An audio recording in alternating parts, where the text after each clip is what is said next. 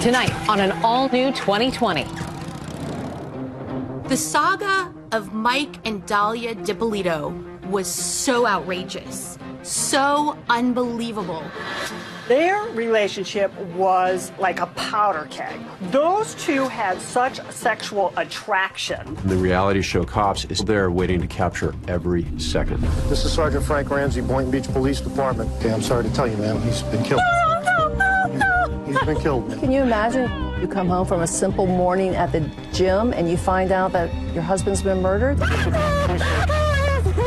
can't let you in, man.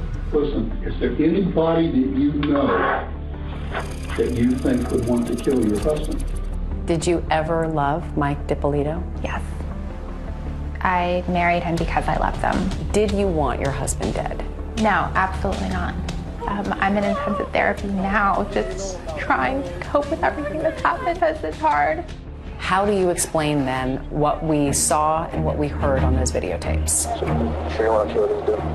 And that's when Dahlia DiPolito says the phrase that goes around the world. I'm positive, like 5,000% sure, like. Okay.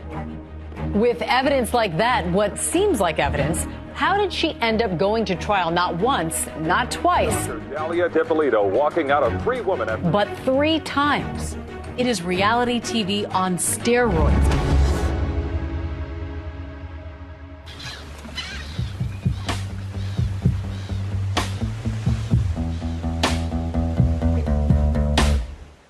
It's a cloudy morning in sleepy Boynton Beach, Florida. It's just before 6 a.m. It's already a humid 80 degrees, and most people are still asleep, but not 26-year-old newlywed Dahlia DiPolito.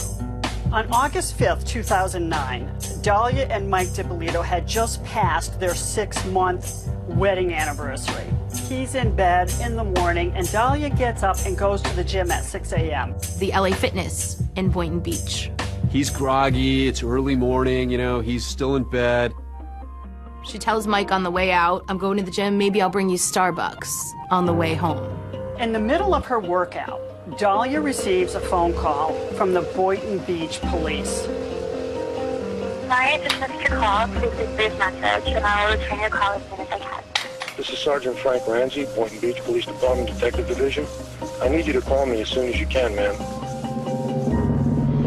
A few seconds after missing the call, she calls the number, and it's the Boynton Beach police asking her to come home. Okay, can you come right back to your residence, please? Yeah, I'm leaving right now. Is it okay? Ma'am, I'll tell you everything you need to know when you get here. There were cameras everywhere, including from the hit TV show Cops. She goes rushing up, looking very confused. You see her in her black leggings, her tight spaghetti strap tank top.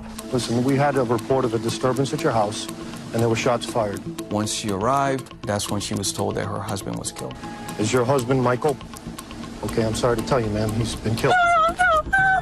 He's been killed, man. And that's when she falls into his arms, wailing. She is screaming. She's saying, no, no, no, no, no. No. Try to calm down. No. Listen, right now what we need to get... From the perspective of neighbors, they see this nice young couple, and next thing they know, something horrible has happened there. And they're all wondering, who would want to kill Mike DiPolito? Is it random? Is it somebody that could have come into my house? My name is Jillian Jalali, and I have a podcast called Court Junkie. This case has it all as far as true crime is concerned. Mike and Dahlia seemed to be a perfect match. It was truly a fairy tale. Dahlia's father was Egyptian and her mother was Peruvian. She was born Dahlia Muhammad. Dahlia comes from a religious family, very close-knit family. And when she was 13 years old, her family moved to Boynton Beach, Florida, where she essentially grew up. Boynton Beach is located in Palm Beach County. Well, that's a pretty glitzy county in Florida. When people think of Palm Beach County, they often think of Mar-a-Lago, where President Trump lives. He has that resort there. Boynton Beach, 15 miles away, is a typical American suburb. It's sort of a middle class, more of a blue-collar community. Dahlia lived in a gated community. She lived there with her mother. Some describe her as beautiful. She's certainly attractive, especially when she's got her hair and makeup done. I first met Dahlia Dippolito back in 2015. Has your story been told yet, truthfully? No, it hasn't. How would you describe your personality? Really bubbly, very friendly, really social. What types of values were you raised with? What was important in your family? We were constantly doing family activities, family vacations, and a lot of family dinners. We had big Sunday dinners. What were your hopes for her? To grow up, be married, be happy, and have kids. Dahlia grows up and she becomes supposedly a real estate agent. But the problem is that actually takes a lot of really hard work, and she's much more into the quick buck. I think she was a woman who early on decided there were certain things in life she wanted, and she was going to use her sexuality to get them. Money. She wants money. Some people might call Dahlia a gold digger, and if she could see maybe a fast buck in someone, she was going to go for it. Enter Mike Dippolito. He says that when he met Dahlia, she was working as a paid escort. He meets her on a website called eros.com. He was ordering an escort to keep him company over the weekend. He ordered her like a pizza. Mike Dippolito is an interesting guy. Just like Dahlia, he wants a lavish lifestyle. He yearns for the finer things in life. Michael Dippolito was a muscular guy. He worked out, and he liked the high life, too. What was your initial impression of Mike Dippolito? Charming. What drew you to him? His personality. He was really engaging, and it felt a really strong connection. So, Mike Dippolito is a very likable guy. He's not afraid to be vulnerable. And he just seemed sort of like a guy you'd see at the gym, maybe not too bright, but working hard and trying to have a fun life. Mike describes his first meeting with Dahlia, that she was sweet, almost naive. Give me some insight into what it was like when you first met. We got into outdoor activities and stuff, and we got bikes, and we started biking together. What do you think Michael saw in you? My personality, who I was, my sense of humor. We talked about all kinds of things. We watched the news together. We were big movie people. We both love Starbucks, coffee drinkers. Mike had a very difficult upbringing, and I think he really yearned to feel loved and to feel safe and taken care of.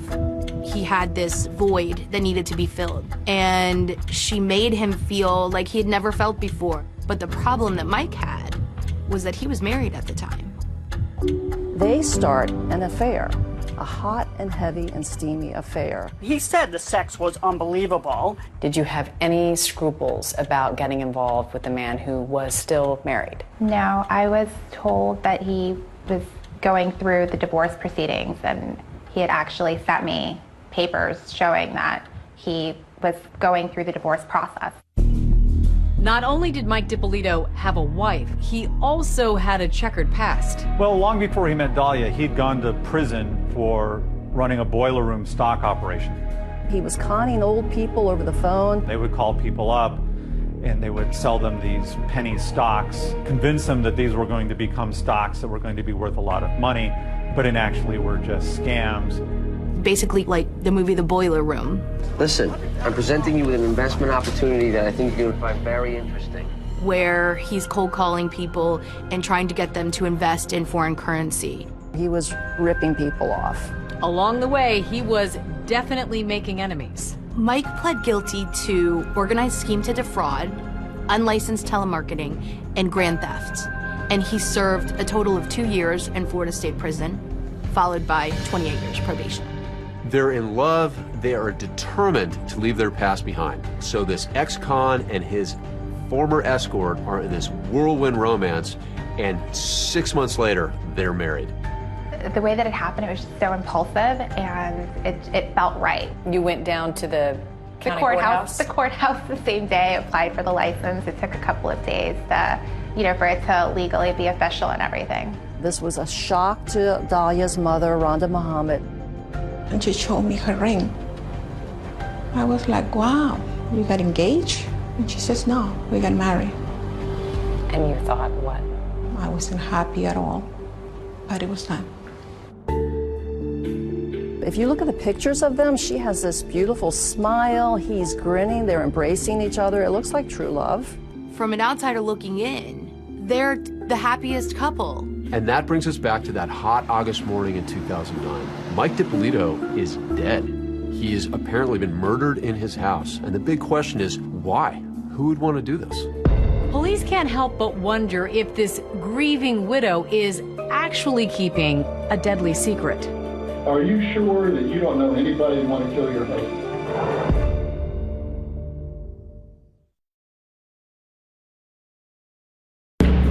This is Sergeant Frank Ramsey. Ma'am, I need to talk to you. It's very urgent when you come home. It involves your husband. There's been an incident. Can you imagine you've got your whole life ahead of you and you're in love and you're planning everything, and then you come home from a simple morning at the gym and you find out that your husband's been murdered? I don't wish this on anybody. It's just beyond, words. It's so hard to be able to just fully express. Your husband, Michael? Okay, I'm sorry to tell you, ma'am, he's been killed. He's been killed, ma'am. The condo is surrounded by police cars. The street was mobbed with detectives, crime scene technicians. I can't let you in, man. We have to do our job. You have to find his killer, okay? She says, I want to see my husband. And the police say, no, you can't. If you want to help your husband, you need to go to the station with these gentlemen and tell us everything you know about who he knows, who he's connected to. And they put her in the police car, and now she's being whisked away to the police station.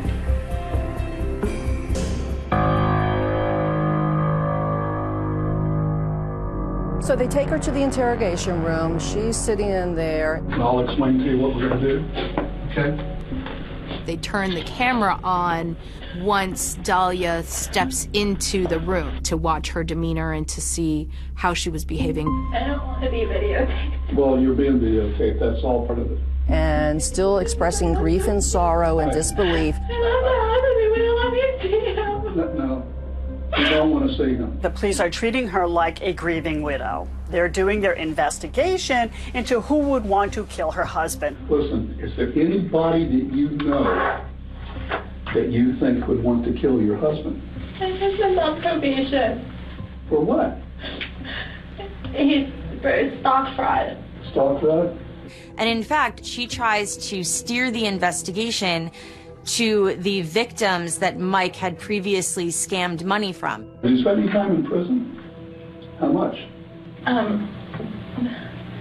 2 years in prison and 5 years on probation, going on to 6 years. Oh my God. And what was that for? It was for taking money. It was like, he explained it like boiler room kind of, where they would take money from people. She tells them that he had been in prison before for fraud, that he was on probation, and that he still owed restitution, almost $200,000 to several victims. He's been trying to get off probation, and it's just been nothing but problems the whole time that he's been trying to get off. People weren't happy that he was getting off probation because it's a lot of money he's got to pay back. She tells them that Mike was just about to get off on probation early, and the people that he had scammed money from were very angry and upset about this. Well, when you say people, who are you talking about? People that were involved with him before, or? A little bit of everything. He's constantly running into a lot of the guys that he was on probation with. It was a lot of money. It was $191,000 that he had to pay back. He's got all these sketchy characters from his past. Yeah, they're the ones. I guess somehow when he went away, some guys didn't go away. They left the country. You mean went away, he went to prison? Right. Okay. They left the country. And so somehow he was dealing with some of those guys because they thought that he owed them, and I don't know. She gave very vague details about, maybe people that could have been angry with him. She didn't provide law enforcement with much information at all. Well, I'm asking, if you know any names, then we can run these guys down and see what they know. I don't know if the one guy that I'm telling you about, Pasquale, if he also went away or if he didn't. She starts to kind of give names and tell them that there are possibilities of people that maybe had wanted to see Mike dead. Is it Pasquale or Pasquale? Pasquale. Then Dahlia starts spilling some of Mike's other secrets, like his substance abuse issues. He's recovering alcoholic. Dahlia tells detectives that her husband Mike struggled with demons, alcohol, and drugs. And so with him, it's very important to be like on a schedule and, you know what I mean, like have a system and very organized with everything. Get up every day, go to the gym, go to Starbucks. He would go to AA meetings. He felt was so important to keep regimented. He did that to make sure that he stayed sober. And in fact, Mike would have otherwise been at the gym with Dahlia, except he was recovering from liposuction surgery. We were supposed to go to the gym. Oh, both of you were supposed to go? He had like 2 blood handles removed from here. And so he was laid up. He couldn't exercise, he couldn't go to the gym. We haven't gone since his surgery, but every morning, 5 a.m., we're both at the gym. You're lucky. What? You're lucky you went to the gym. I don't know if you know, he was shot. He was shot twice. And I want you to know all this. Do you know this?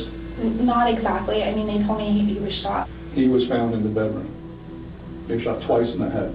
She brought up every negative detail of his life in those moments after she learned that he had been killed. Well, you know, he's very, he used to be a drug addict. And What was his drug of choice? crack. Crack? I'm going to be back. What I want to do is call right now. I'm going to go out and get in touch with the officers at the scene. I want to see if the house was burglarized. Okay. All right, just hang on for a second. Thank you. So when the police exit and Dahlia was still being videotaped, as they leave the room, she starts crying.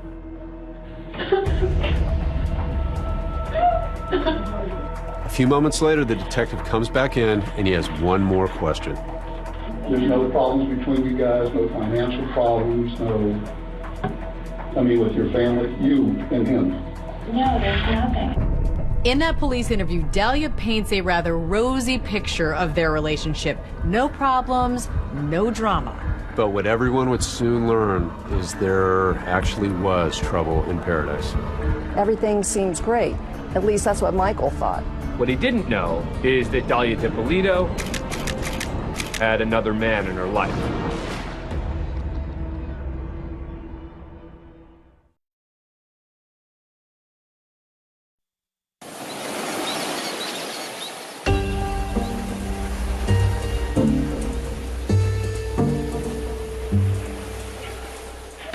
As Dahlia DiPolito sits in that interrogation room, there is still a lot that investigators don't know about her.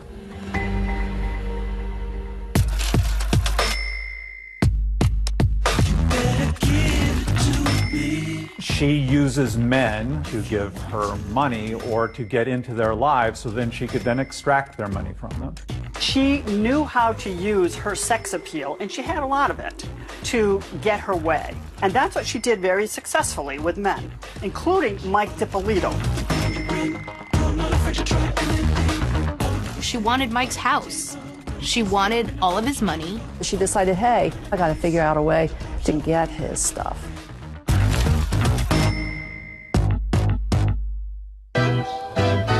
She had several men wrapped around her fingers. One of those men was a Florida businessman, Mohammed Shihada. He was a 32-year-old Jordanian national. He was a quasi-actor. In fact, if you go to the site for Mohammed's talent agency, his online portfolio is still there. He really enjoyed playing poker and gambling in Las Vegas. How did you know Mohammed? I met him a long time ago. He had a convenience store business, and I had actually walked into his store. And that's where we struck up conversation, and we both had Middle Eastern background, and so we just ended up developing a friendship. And you stayed in touch for how many years? Throughout the course of maybe like 15 years. So you considered him a close personal friend? Considered him a friend. I wouldn't say close.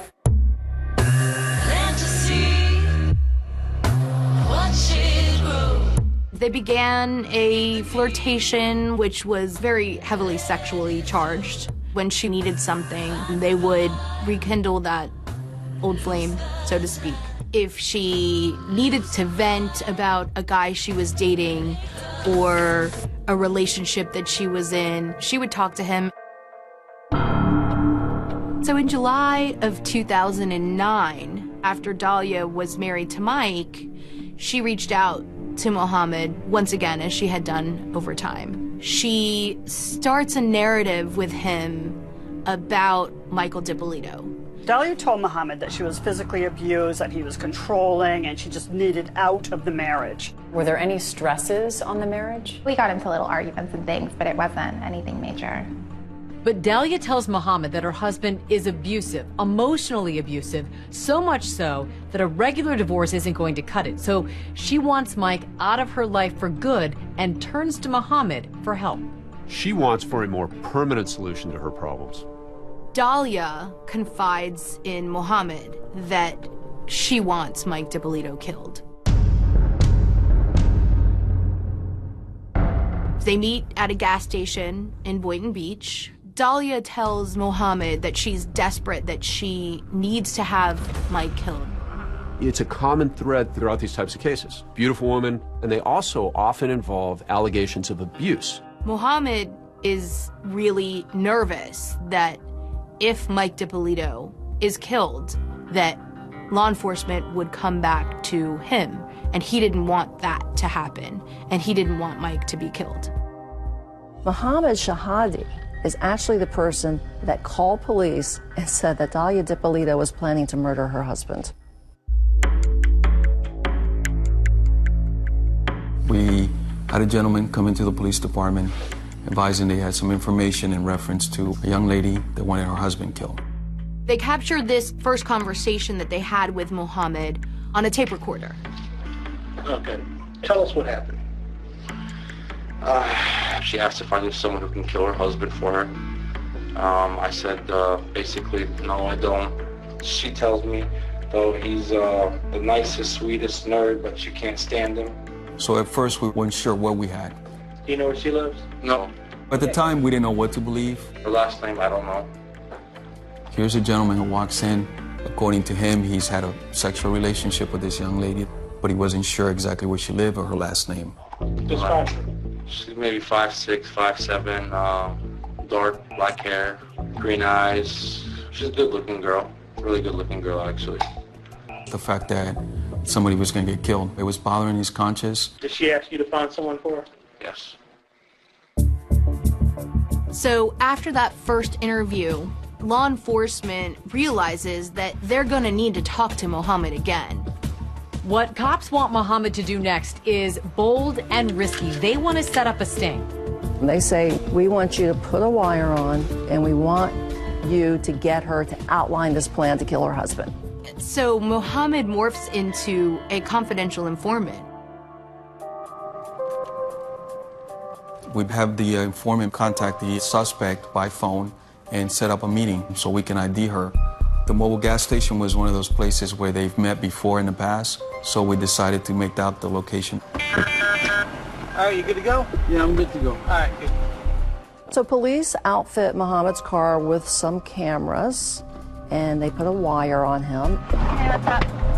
And a few seconds later, she begins talking about getting her husband killed. There's no small talk. Mohammed and Dahlia launch right into a secretly recorded conversation detailing Dahlia's murderous intentions. At first, it seems like her motive might be Mike's money. Honestly, you work seriously gonna kill me over that much money? It's not even over like it's not even about money. Dahlia has no idea that every word coming out of her mouth is being caught on camera. Okay, well, all I'm trying to say is this guy's a professional. It's not all he does is get it done, that's it. Right. This is where he actually says he was going to introduce her to a hitman. I know him, you know, like, he's good at it. We realized that this guy was credible. But now, how am I supposed to know what day he's going to do it? We were shocked how easily she talked about getting her husband killed. He might tell you, oh, like, to get out of town or something for a day. I'm not going out of town. You even hear during the conversation Her talk about no one would ever believe that she could be capable of murder. His mom is not going to get suspicious of you or anything like that? Why me? Knowing somebody, nobody's going to be able to point a finger at me. She ended up bringing $1,200 in cash. She believed that that money was going to be given to the hitman to buy a gun. Yeah, All right, I'll try. She also bought 2 pictures. I have a picture of him right now. You're sure everything else is okay? Yeah. You're sure? Yo, what more sure can you want? You're planning a murder. Come on, stop, yo. She's made a down payment on death. And now Dalia Dippolito is about to come face to face with the assassin. But little does she know, she's walking into a trap.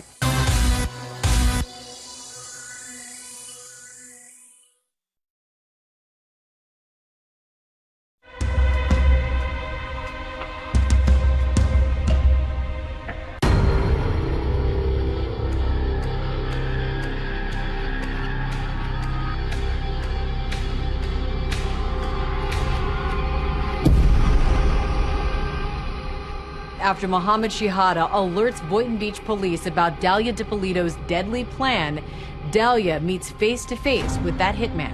What she doesn't know is this hitman she's about to meet is actually Witty Jean, Boynton Beach police officer who is working undercover on this case. They agreed on a location, which was a CVS parking lot in the city of Boynton Beach. Pretty much parking this exact spot right here. We had 2 cameras in the car. The cameras were positioned in the back seat. You can't help being a bit nervous as you're doing this. Remember, there's 1,000 things that can go wrong. She parked and got into the car and she said, hey. Dalia shows up to the meeting with Witty, and she's wearing a cute little sundress. She's almost flirtatious with him in the car. We wanted to make sure that she caught my attention in my eyes. The way she was dressed, pretty much, I'm like, okay, she wants to show off her body.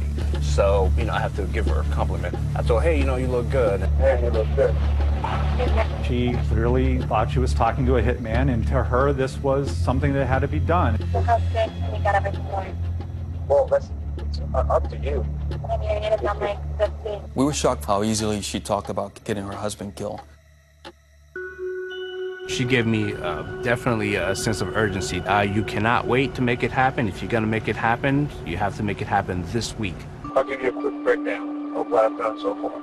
We talked about money, how much money she's going to pay me. At one point she said, well, I thought that I already gave you the $1,200. $1,200 went to buy my gun, okay, and a couple hundred, for other people to do things. Right. You know what I mean? When I had to explain to her, $100 is nothing. I had to buy a gun, I had to buy a phone, I had to buy this car. As she starts talking, what's going on in the minds of the police officers is, wow, this woman is real. This plot is real. As a matter of fact, I've already spent more money, just to get it here. Right. Trying to tell her, look, however, which way you want it done, I'll do it. So I just want to make sure that, this is what you want. If you want to kill this dude. When she's meeting with the hitman, he's telling her, look, there is no turning back. When I leave you today, you have no way to reach me. I explained to Dalia that after today, she wouldn't be able to find me to cancel this whole plan that we put together. When it's done, you have to have an option to change your mind. And that's when Dalia Dippolito says the phrase that goes around the world. I'm positive, 5,000% sure. Okay. No, there's no, I'm determined already. I'm positive, 5,000% sure. Her line is classic. I am 5,000% sure, right? So it's, she is so committed to this. 5,000% sure. I didn't think she was going to be that open. I'm 5,000% sure. When I say I'm going to do something, I'm going to do it. A lot tougher than what I look. I know you're like, oh, what a cute little girl, whatever. But I'm not. She told me she may look like an innocent little girl, but she's a whole lot tougher than she looks. The most surprising thing about my meeting with Dalia was how adamant she was in making sure that this was done. All right, well, good morning, Cookie. By the time you get back from the gym, you're going to find a dead body in the house. All right?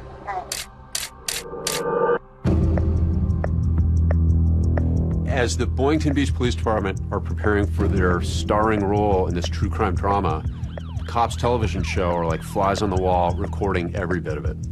Our police officers, our detectives, our professional staff, they every day are doing things in our community to keep people safe and to save lives. And for us, it was a great way to showcase that and to let the community and the larger community know what these heroes are doing every day. Now, the Boynton Beach police say that show had been interested in their department for several months. And arguably, their cameras had never captured a scene quite like this one. They are about to hit the jackpot. Everybody knows why we're here. Chachi, you and Brian will go with me. Frank or somebody will call the wife. Just like the undercover instructed her to leave the house, she did. And she grabs a smoothie, and she grabs her purse, and she says, "Bye, Mike," and she goes off to the gym. Dahlia is at the local LA Fitness, but back at her condo, police are there setting up an elaborate trap. That looks good. I like it. We've had set up a fake crime scene around the house, yellow tape around the streets, around the house. We make it look like her husband had gotten killed inside the house. At 6:21 a.m., as Dahlia Dippolito is working out, that's when she misses that call from the sergeant at the Boynton Beach Police Department. Sergeant Ramsey, can I help you? Is this Miss Dippolito, please? He intentionally pronounces her name wrong to throw her off. Once he got her on the phone, told her that something had happened and we needed her to come to the house. They needed to break some news to her. No, ma'am, I need to talk to you. Ma'am, I'll tell you everything you need to know when you get here. As Dahlia approaches, she sees what's really a crime scene. She sees police, tape blocked off. So the condo is surrounded by police cars. There's a crime scene van, there's crime scene tape, her apartment's roped off with the tape. The front door to the townhouse is wide open with black fingerprint dust everywhere. Dahlia arrives from LA Fitness from going to the gym. And she rushes up. Dahlia Dippolito doesn't know she's being set up right now. A really buff police sergeant tells her, "Your husband has been murdered." Is your husband Michael? Okay, I'm sorry to tell you, ma'am, he's been killed. Before the words are even out of his mouth, she starts crying. And he even hugs her, and she figures she's got them wrapped around her finger just like all these other men. And little does she know, her world is about to come crashing down. I tell you, ma'am, he's been killed. Going into his arms. She's wailing. As I watch her breakdown as she starts to cry before the word killed is even said, this was the role that she had practiced. And the play acting continues when they get Dahlia into that interrogation room. Everyone was in character that morning, including the undercover police officer, Woody Jean, who suddenly appears in the interrogation room to make a cameo appearance of his own. You know who this guy is?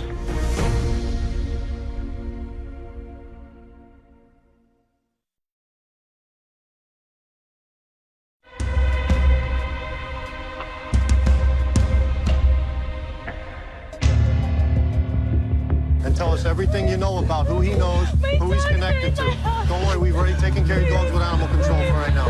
Everything's under control. Dahlia's acting, and the police are acting. As she's brought to the police station, everyone involved is faking it. They think they have the goods to charge Dahlia Dippolito, but the police still want to see if they can make her crack. They're going to give her every opportunity to own up to what they suspect she did. You have the right to remain silent and not answer any questions. You understand that? She absolutely thinks that she has everybody fooled. He was found in the bedroom. He was shot twice in the head. He wouldn't open the door unless it's somebody that he knows, because we don't open for anybody. She believes that she's going to be able to convince law enforcement that she truly loved Mike and that she had nothing to do with his murder. When the police asked Dahlia if she wanted her husband killed by any chance, she denied it, completely denied it. No. You wouldn't want to kill him, I hope. Not at all. We are fine, like there's nothing. Dahlia Dippolito is pretending she knew nothing about this. And the police are pretending like her husband is actually dead. Did you want your husband dead? No, absolutely not. Did you want any harm to befall him? Never. No, never. Suddenly, the tide begins to turn, and the police get tough with Dahlia. They've had enough with her charade and with her lies. Police are thinking that by ushering in that would-be hitman, the man that she paid to murder her husband, surely that will get her to come clean. Do you know her? Put your head up and look at her. Put your head up. I've never seen her. What were you doing coming out of her house? Get him out of here. Inside, I was kind of laughing because I knew that I spent a good 25 minutes talking to her, and hearing her saying that she's never met me was pretty shocking. She denies ever meeting him, and she doesn't know who he is. And then the detective all of a sudden goes from being the grandfatherly figure that he had been into more of a aggressive. You're going to jail today for solicitation of murder. You're under arrest. That's an undercover police officer. We filmed everything that you did, recorded everything that you did. You're going to jail for solicitation of first-degree murder of your husband. I didn't do anything. Did you hear what I just told you? I heard what you said, but I didn't. Everything, listen to me. Everything has been recorded. You were photographed in the convertible when you sat in this car in the front of CBS. What do you want to do? I don't think for a second that she thought that investigators in the interrogation room were going to turn on her. Listen to I me. didn't do anything. You're going to jail. I didn't do anything, please. I didn't do anything. Can you talk about that moment when you realized the tables were turned? I panicked. I was just completely frozen, and I couldn't move. I couldn't really process and digest everything that was going on. Shockingly, the Boynton Beach Police Department media director posted the video of the staged crime scene. Okay, who would want to hurt him? The Boynton Beach Police uploaded the video the same day. This was our way of getting video to our local media. We uploaded the video just as we did dozens of other videos. We see this stunning video of this takedown, this woman crying and wailing. We've never seen anything like it. It's always a risky move for the authorities to release any information during an investigation. But Florida is one of the most open states in the country when it comes to sharing information with the public. In a matter of hours, we were getting phone calls from national and international media. I need you to take her to the station. I thought it was going to be a very hot story. There's the jilted husband, there's money, there's video. If you want to help your husband, okay? If you want to help your husband. We were stunned. We were delighted. When law enforcement confronts her with all of the evidence that she wants Mike DiPolito dead, Dahlia denies that. Listen to I me. didn't do anything. You're going to jail. I didn't do anything, please. I didn't do anything. She's sticking to her script. She's crying. And with the spotlight on Dahlia, the grand finale is about to unfold. So finally they say, guess what? He's alive. He's alive. Come here, please. Come here. Mike, come here, please. Come here. 3 words to describe Dahlia. Liar, liar, liar.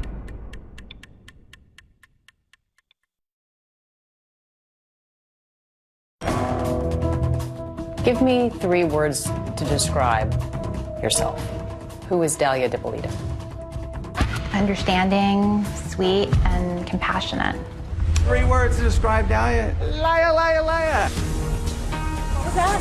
I didn't do anything, and I didn't plot anything. It wasn't like, kill him softly, don't hurt him. It was like, just blow the guy's brains out and, can I get a cheese sandwich with that? I'm positive, 5,000% Charlotte. I see somebody who's struggling. What? How is she struggling if she's 5,000% sure? The whole crime's caught on tape. I mean, what do you do with that? It was a show, it was a tape. That was the purpose of it. You were acting in those tapes. Yes. Liar, liar, liar. He comes up with a defense that rocks the community. This was all for a reality show. She knew she was being taped. She and Mike wanted to be stars. thing about reality TV is that anybody can do it. Anybody can become famous. I don't know what reality show a 40-year-old man, 40-year-old convicted felon could be on. They wanted to post it on YouTube to try to get acting parts. That was the plan. It was so far out of left field that they might just believe it. Even now, 11 years after the story first broke, the twists keep coming in the Dalia Dippolito story.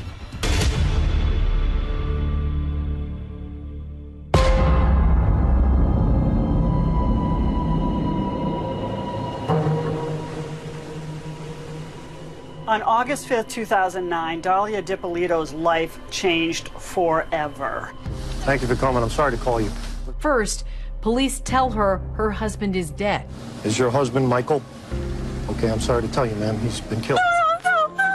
Then she's told she's been caught on tape planning his murder. You're going to jail. I didn't do anything, please. I didn't do anything. Tell me you didn't do anything. I didn't do anything. You're going to jail today. You kept saying, I didn't do anything. Just over and over and over again. Was that all you could think of to say? They were accusing me of trying to have my husband killed, and I didn't. So that's what I kept continuously telling them. When they turn the table, she doesn't fess up. She just keeps denying everything. And lacking that confession, they kept trying to shock her more and more. And this is the part where what happens in that police department will go down in the history of detective work. This is a masterstroke. The ultimate shock, you could call it a resurrection of sorts. Police tell her that her dead husband isn't actually dead. Your husband is well and alive. Thank God. Oh, yeah, thank God. Can I see No, he him? doesn't want to see you. They bring Mike in. Look, your husband's alive. We've got you. Oh my God. He's alive. The show Cops is at the station capturing Mike's reaction. Come here, please. Come here. She keeps begging him to come inside the room, which he doesn't. Mike, come here. Come here, please. She sees her husband, and he's alive. What? You're alive? This is a dead man walking and talking. You never see this happen. Can't fix this. Why not? I didn't do anything. I heard you. Mike, come here, please. Come here.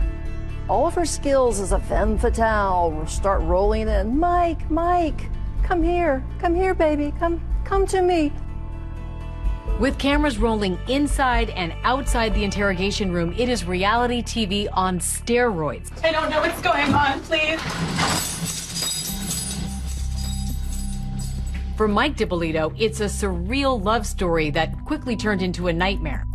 He never saw it coming. For Mike, this was a whirlwind romance. He was head over heels in love with Dalia. I met Dalia and we got along very well. There was never any friction. We never argued. How can I say? Our sex life was incredible. Meanwhile, the entire time she's plotting behind his back. There's this side to his wife he has no idea about. Mike Dippolito insists that the accusations made by Dalia Dippolito that he is abusive are totally false. Still, Dalia secretly wants out of the relationship. And authorities say if she can get out with a pile of Mike's money, that's even better. Mike Dippolito still owed $191,000 restitution, and he was on probation for decades. If he could make that restitution, he could make an argument to get off probation. But he says Dalia told him she could help him with that. Dalia said, if you can come up with $100,000, I will take $91,000 of my own. I'll put it with your money and we'll send it to the lawyer together. It was her responsibility to wire the money to Mike's lawyer. She says she's helping him. He thinks that she is. But in reality, she's doing anything but helping him. Soon, Mike notices odd things are starting to happen. Before I met her, I don't think I had a run-in with the police since I've been home from prison. I meet her, I'm running into the cops more than I ran into the cops probably ever in my life. Mike will soon find out that someone is trying to frame him for crimes he didn't commit. On 2 occasions, drugs were planted in his vehicle. Mike decides to take Dahlia away for a couple of days to the Ritz-Carlton. Mike is stopped by a police officer, and the police officer tells Mike that they had received an anonymous call saying that he was dealing drugs out of his Tahoe. He goes, "Do you mind if we search?" I said, "Absolutely, go ahead." He searched the truck, didn't find anything. It was very odd. And then the next day, I go to get gas in the truck, and I find a bag of pills. It looked like cocaine in there. And that's when that hit me. I said, wait a minute. You know, somebody put this in my truck and called the police on me. They just didn't find it. Authorities say Dahlia figures he's an ex-con, and if she can get him sent away for drugs, he'll be gone for a really long time, and she's home free. I remember I looked at Dahlia, I said, "Did you put drugs in my truck?" She adamantly denied it, so I let it go. Fine, fine. But you know, every instinct's telling me that it doesn't make sense.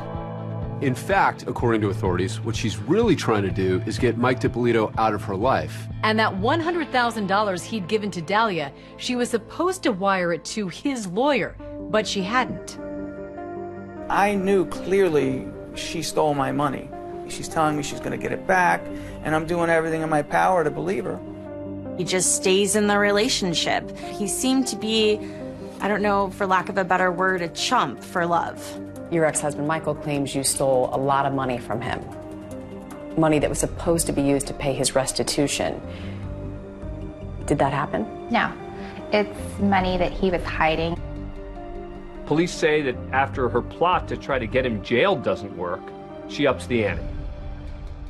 One morning, he gets a knock at the door. We knocked on his door, and we actually woke him up. All I see is a bunch of cops, and I'm like, oh boy. I go downstairs. Police department, open your door. I hesitantly open the door. First, he didn't know what was going on. I thought they were there to arrest me. And we ended up telling him what we were there for. You have to come with us. Your wife's going to have you killed today. Your wife has hired a person to kill you. Relax, just take it easy. Clearly, this just hits him like a ton of bricks. I mean, he literally takes a step back. We ended up taking him out of the house and driving him straight to the Boynton Beach Police Department. You already know why we're here. Your wife hired somebody to kill you. I also played a little bit of audio where she says, hey, I'm 5,000% sure that I want him killed. I'm positive, like 5,000% sure. It wasn't like, you know, kill him softly, don't hurt him. It was like, you know, just blow the guy's brains out and, you know, can I get a cheese sandwich with that? Even from behind bars, Dahlia is not finished trying to manipulate Mike DiPolito when she makes an astonishing phone call. Well, hello. Hey, it's me. Yeah, what's up? Nothing, Mike. Please come here. Is she ready to confess, or is this something else? Everybody asked me, why'd you take the phone call? I had to take the phone call.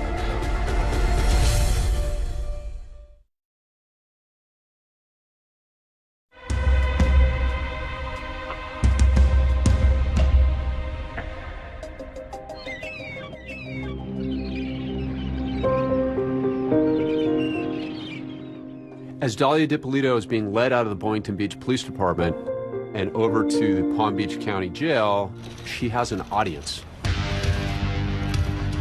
The press, having seen the video released by police, is there to greet her.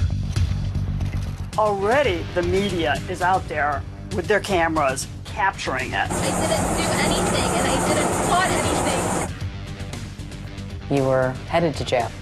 What was that first night like? It was a complete nightmare. I wasn't even officially in jail as the tapes were getting released, and they were already all over the news. They were everywhere. Till death do them part. And it's all caught on video. In the hours since the police released the tape to YouTube, the name Dahlia DiPolito is making the rounds and is making a big giant splash on cable TV. Bombshell tonight. A newlywed in Boynton Beach, Florida. Work it, cry. Problem, Ruh-roh, the hitman is a cop. I could just watch the video over and over. It just is one of those clips that never gets old. The crying, the screaming, the bending over. Meryl Streep, wherever you are tonight, don't worry, you're safe. You became a headline around the world. Everyone knew your name. It was awful. While in jail, Dahlia makes a few tearful phone calls, first to her mother. Hello? Mom, I'm in jail. I didn't do anything. I didn't do anything. You did. I know you didn't. I know you didn't. Okay. How many times did I told you to leave that guy? How many times did I tell you? But her next phone call is unfathomable. From the jail, she calls Mike, the man police say she has just tried to have killed, and offers him no apologies. Well, hello? Hey, it's me. Yeah, what's up? Nothing, Mike. Can you please come here? Everybody asked me, why'd you take the phone call? I had to take the phone call. I had to hear what she was going to say. I couldn't help myself to not take that phone call. Mike, please, I need an attorney. Can you please help me? You said you wanted to have me killed. I heard that. That's not true. That is not true. Not true. How can you believe that? I heard your voice. Frankly, it's unbelievable that Dahlia called her husband, the victim in this case, the target of her actions, the person she wanted dead, to ask him to help her. It is just unbelievable to listen to. The fact that she thought that she could demand that Mike help her is just on another level. And he's even trying to give her advice as to what to do while she's in jail. You're going to be ran around in there for a little while, a couple days. You need to just try and just go with it. And keep to yourself and don't say a lot. I know she's never been in there before. I mean, it's not a nice place. I tried to tell her, stop acting, you know, the way you're acting, or you're going to have a rough time in there. Mike, I love you. Everybody treated me awful good. Things get spelled out for Mike that he was a very lucky man. Prosecutors say that Mike actually survived an earlier attempt on his life. When Mohammed Shihada was giving a statement to police, he told them that Dahlia had poisoned Mike's Starbucks iced tea with antifreeze. So law enforcement, they just ask him, was there ever an incident with iced tea? And Mike then realized that he was a lot closer to his demise than he ever realized. She went out and came back with some Starbucks iced teas. I take a sip and I spit it out so fast. It was terrible and I didn't think anything of it. I only took one sip. I was sick for about 2 weeks. Dahlia's attorney said she never poisoned Mike. Mike doesn't end up helping her find an attorney, but the attorney she does find ends up presenting one bizarre, wacky, intriguing defense. It was a stunt. It was a hoax. A ruse, a plan that Mike DiPolito hoped to capture the attention of someone in reality TV. You were acting in those tapes. Yes. It didn't make an iota of sense to me. It was so far out of left field that they might just believe it.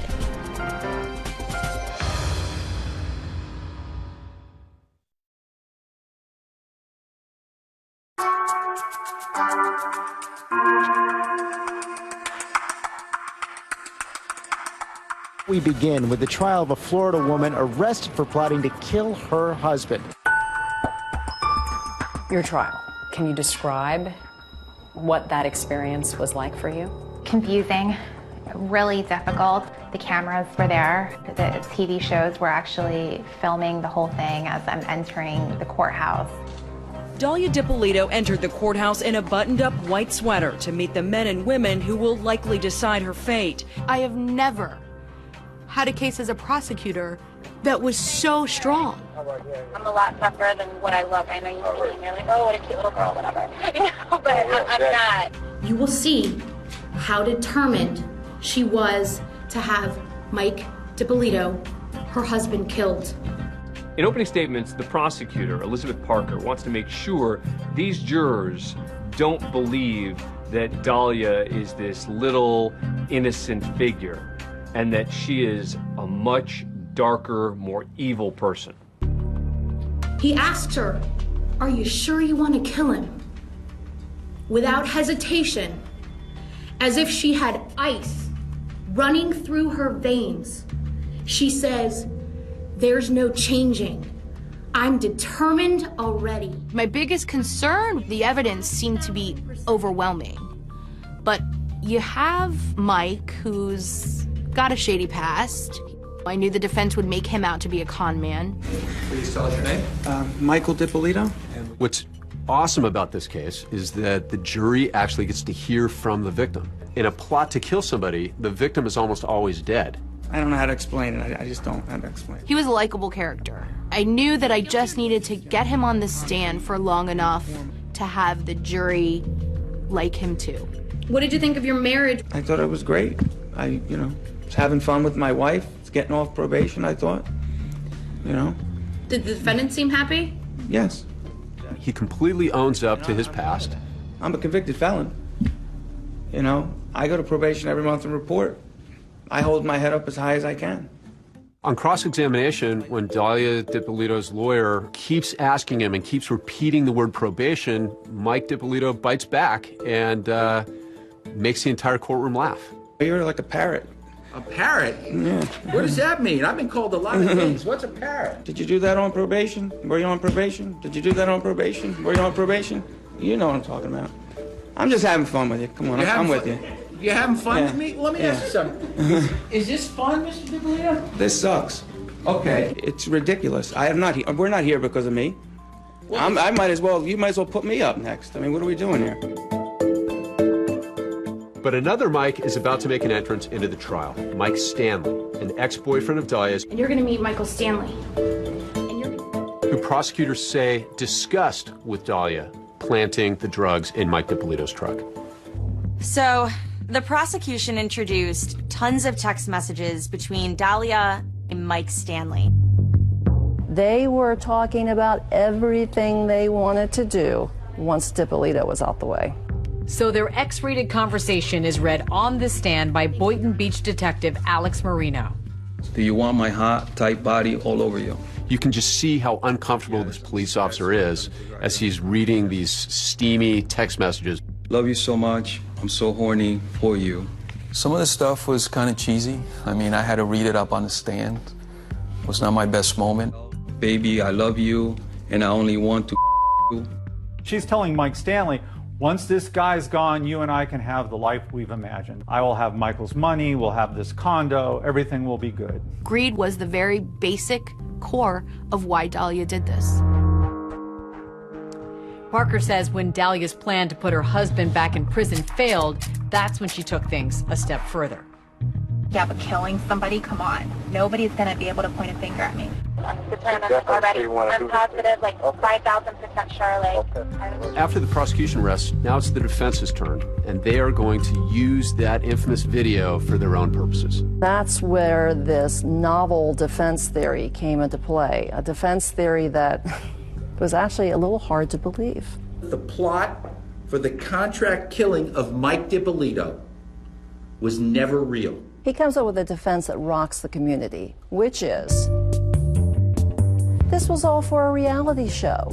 She knew she was being taped. She and Mike wanted to be stars. So they came up with this idea, and it was all a hoax. It was Mike DiPolito's idea, and Mike DiPolito was in on it, and she's not guilty. It was a stunt.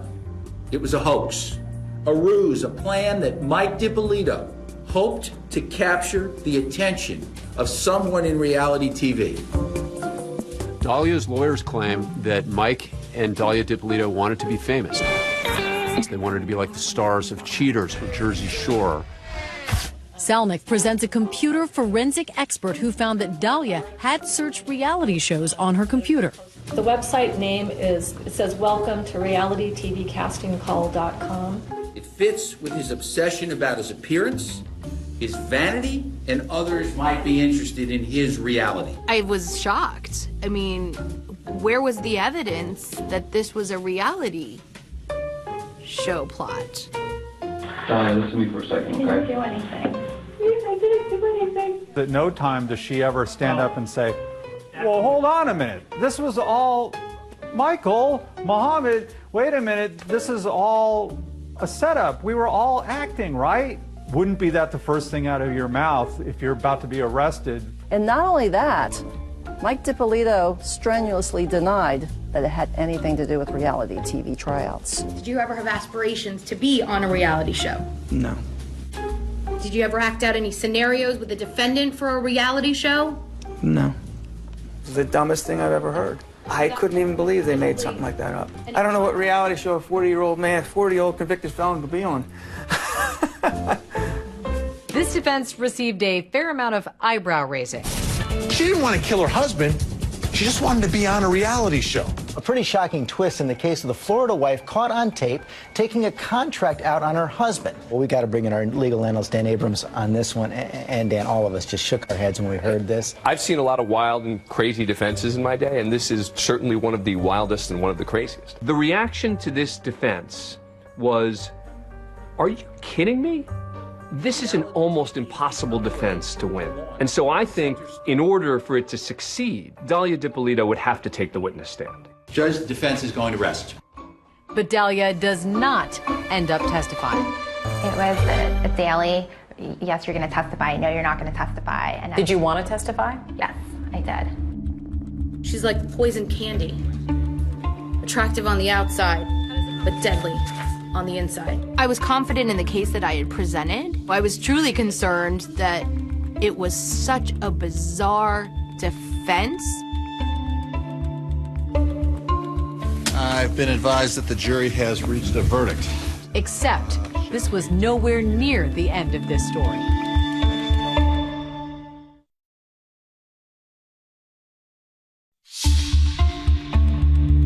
Now closing arguments continue in the Dalia DiPolito murder for hire trial. And this case will go to the jury before lunch. It was a typically hot day in Florida, but that is not why Dalia DiPolito was sweating. She was facing up to 30 years behind bars. Waiting for the verdict. What was that like? It's nerve-wracking. It's just really stressful, really tense. I've been advised that the jury has reached a verdict. The jury took just 3 hours to come to a decision. We find the defendant guilty of solicitation to commit first-degree murder. I was numb. It wasn't at all what I was expecting to hear. I never had the impression or the understanding from my attorney that losing was a possibility. Everything was always, you know what, we got this. Wow. We have really good poker faces, apparently. We all just said, well, she's guilty. Yeah. It was just kind of unanimous. And the defense didn't present anything that really represented this was for a reality TV show. And she said, I am 5,000% sure. And that did it for me. There is absolutely no moral justification for your conduct. It was pure evil. I'm sentencing you to 20 years in the Department of Corrections. I looked at her in that courtroom and I just said to myself, man, this is sad. I wish we were never here, and as far as the sentence, I'm 5,000% happy with it. That seemed to be it. Case closed, except this was nowhere near the end of this story. Everybody thinks, bye-bye, Dalia, that's it. But it turns out she got an appeal. In the last hours, the Black Widow, Dalia DiPolito, set to walk free. The appeals court tosses out the conviction. Dalia's lawyers argue there was a problem during jury selection. And then, 3 years later, a court agrees. And so Dalia DiPolito is getting a new trial. Were you surprised? The first piece of good news throughout the whole process. So now we move on to Dalia round 2. That's right, she's coming back a second time. And this time, there's a new cast of players. For this second trial, Dalia hires 2 high-profile lawyers she's seen on TV, Mark Eiglarsh and Brian Claypool. Defense attorney Brian Claypool, nice to see you both. I am 5,000% sure Dalia DiPolito is innocent. Dalia's new lawyers allow her to speak publicly for the first time, and that's when I had the opportunity to exclusively interview her. Your every move is monitored. Clearly, the strategy was for Dalia to try and undergo a bit of an image rehabilitation. When people hear the name Dalia DiPolito, what do you think comes to mind? Everything negative. Give me 3 words to describe yourself. Who is Dalia Dippolito? Understanding, sweet, and compassionate.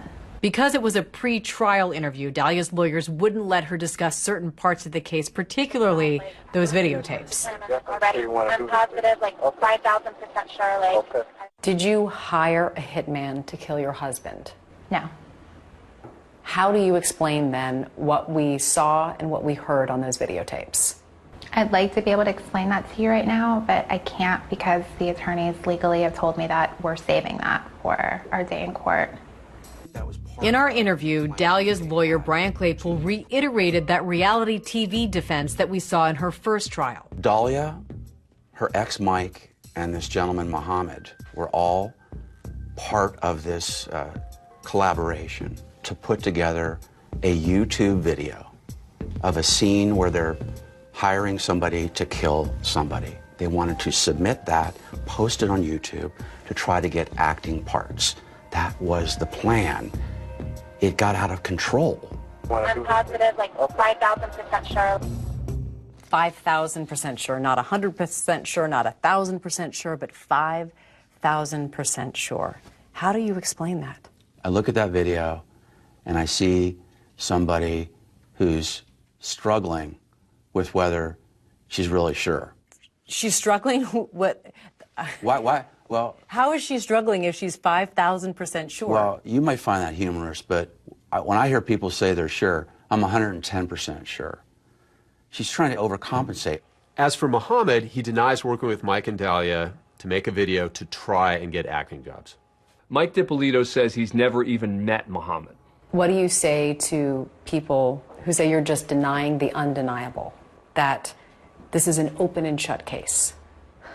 That now with the attorneys that I have, so much is coming to light to where it would just be insane to not believe me.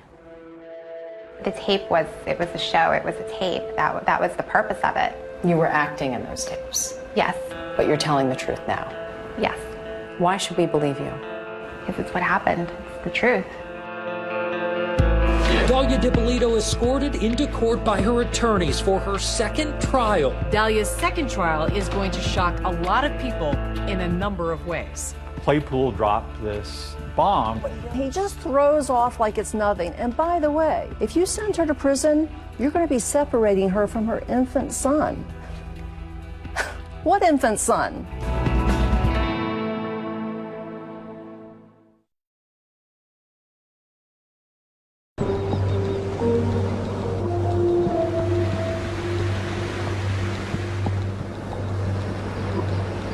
Walking on the sidewalk right now, this doesn't happen very often. No, this doesn't happen at all. This is the first time I've had to walk in a long time. Yeah, your every move is monitored. I took a rare walk with Dalia Dippolito outside her lawyer's office while she was on house arrest, awaiting her second trial. She was living at her mother's house, tethered to an ankle bracelet. This is what it looks like, and it doesn't come off at all. You've been living under house arrest for the better part of 5 years, nearly 6 years. What's been the hardest part? Not knowing when it's over, not being able to leave, watching everybody around me being able to come and go as they want, and I can't do that. After Dalia's first trial, she was convicted. Prosecutor Liz Parker wrote a book about it called Poison Candy.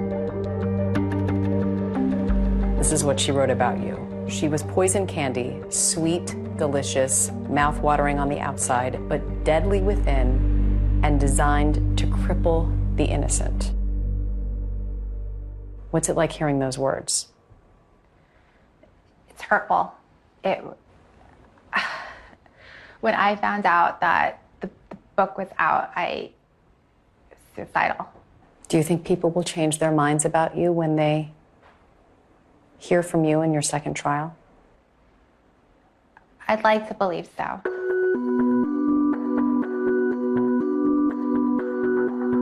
It's at a pre-trial hearing, part of an attempt by her lawyers to get the case dismissed, where Dalia finally has her chance to tell her side of the story under oath. Raise your right hand. Do you swear to tell the truth, the whole truth, and nothing but the truth? You take the witness stand on my right. It's not unusual at all for a defendant to take the stand in a pretrial hearing as long as it's not in front of a jury. Good afternoon, Mr. Leo. She actually takes the stand, and she gets up and describes that I was acting, she says. I was acting. We worked together on an acting project. We were all going to work on an actor's presentation to put up on social media. That did not go well for Dahlia. Under cross-examination, the prosecutor, he just tore her story apart. He was, okay, first of all, where's the script? Where are the notes? Wouldn't you have production notes? Where was your script this day? What do you mean, where was it? It wasn't there. We looked at the script and we didn't take it with us. The prosecution punches holes in this reality TV defense. One of the questions was, if this is all about reality TV, how come you can't clearly see your face, you know, with the cameras in the back of the car? How come you can't see any of it? I wasn't the one taking it. I don't know. She had so many holes in her story, it made no sense.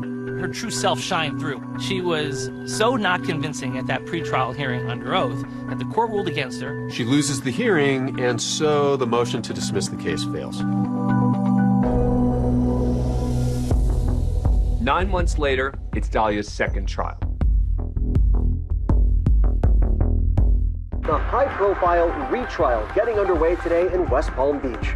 Dahlia Dippolito getting a second chance at freedom after her first conviction was overturned. Trial 2 was handled quite a bit differently by the prosecution. They were going to stick to those videos, and that was it. They didn't even call Michael Dippolito to testify. Because the rest of the evidence was so powerful, my prosecutors felt that they would just go with the slimmed-down version of the case. Her words on those videos prove the crime charged.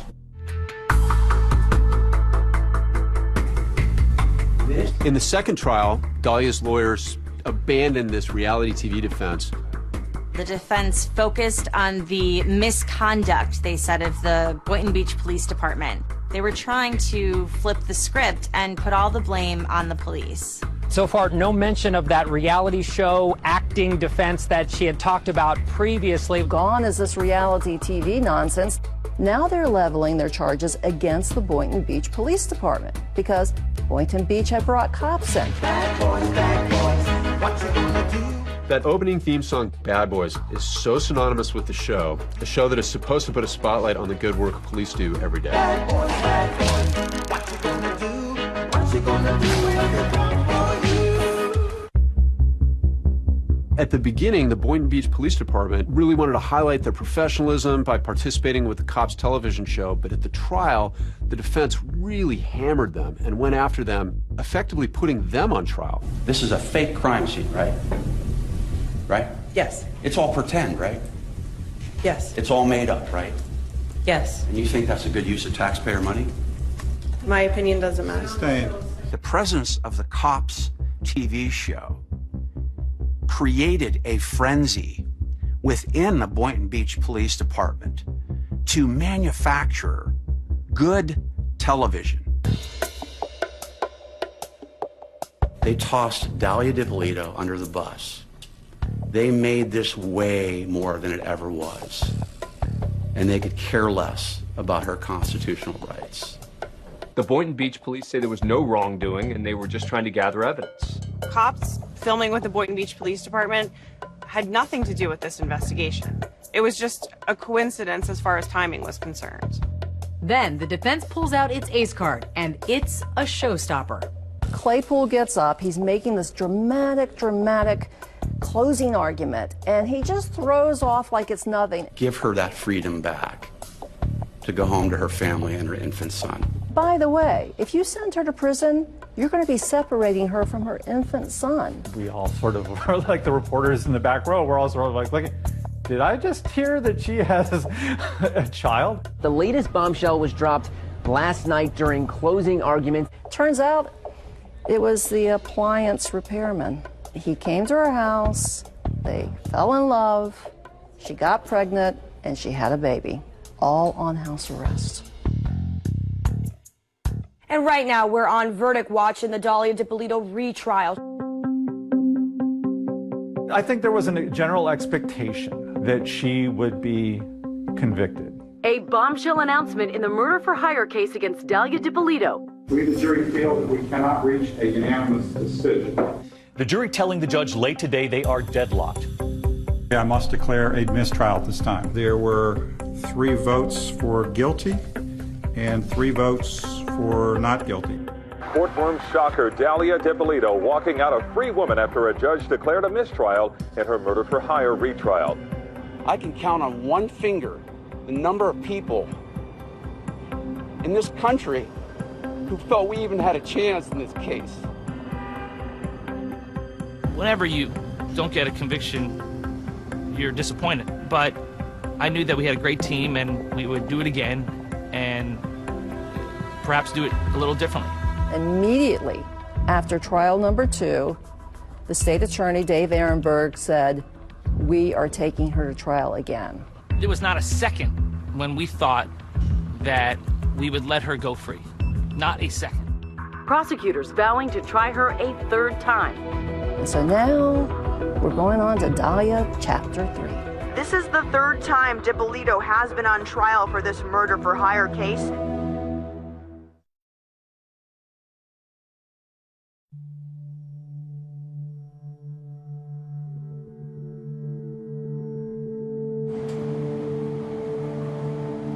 Heading into the 3rd trial, prosecutors are certainly hoping that they can finally close the book on this case.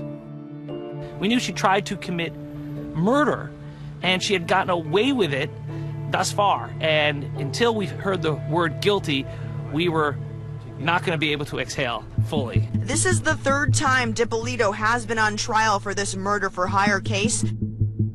Well, the prosecutors for the 3rd trial this time went back to the original strategy of putting on more of a prosecution. We wanted the jury to get more context. We wanted the jury to see Michael DiPolito. Introduce yourself to the jury for the record. Hi, my name is Mike DiPolito. By humanizing the victim, you impress upon them truly the importance of this case. It's vitally important that they put him on the stand. Did her arrest for solicitation to commit first-degree murder shock you? Yes. Would it work? Well, in this 3rd trial, it didn't take long for the jury to make its decision. A verdict for the woman on trial in a murder-for-hire. Well, some say 3 times a charm, but not for Dalia DiPolito. She was found guilty in 90 minutes. I mean, we were all a bit stunned. There was apparently no doubt in the jurors' mind. 16 years behind bars. That is the sentence for Dalia DiPolito. Dalia DiPolito expressionless inside a Palm Beach County courtroom today, moments after learning her fate. Dalia's current release date is 2032. She serves the entirety of that sentence. She'd be 49 years old when released. Dalia, in jail, heads up a Bible study group. She misses her child dearly. Her mom has stepped up immensely to help take care of her little boy. He's a preschooler, and he comes to visit his mom in jail at least once a month. And Dalia has described him as being very playful, very happy, very outgoing. She is still determined to get a new trial and to get vindicated. Dalia's attorneys have tried to get the verdict thrown out again. Her case, she tried to get her case all the way up to the U.S. Supreme Court. Earlier this year, the U.S. Supreme Court declined to hear Dalia's appeal. The Dalia DiPolito saga is finally over. The reality show is done. The last chapter has been written. We're still fighting, and we're going to file a federal brief to attempt to get a new trial for Dalia. After she left the prosecutor's office, Elizabeth Parker became Mike DiPolito's attorney and even helped get him off probation. He paid all of the restitution that was owed to the victims. Mike got engaged and seems to be moving forward with his life. How much do you love this guy? I love him a lot. It's nice. Sometimes it's hard to accept something this good's happening to you. He's very lucky to be alive. It's not been an easy journey for him. He truly thought Dalia was the love of his life. Did you ever love Mike DiPolito? Yes. I married him because I loved him. I was in a relationship with him because I loved him. And now? Now I wish I never would have met him. Oh, I feel the same way. I wish I would have made a left, not a right. Trust me.